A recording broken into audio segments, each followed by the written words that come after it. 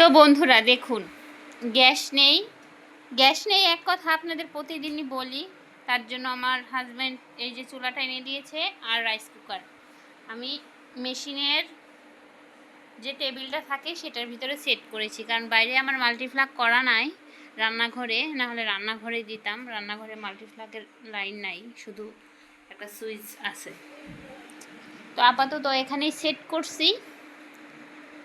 আমার কাছে কিন্তু ভালোই লাগছে, কিন্তু টয়লেটের দরজার সাথে যে একেবারে।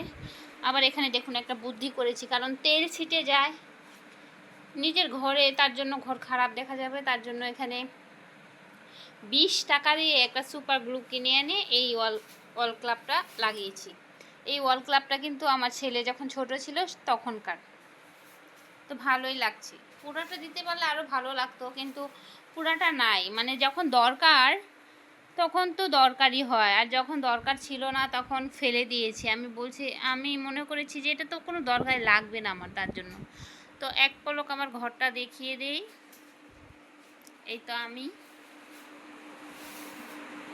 এই তো আমার ছেলের গাড়ি, এই তো আমার খাট, এই তো আমার র্যাক, আর এই তো আমি।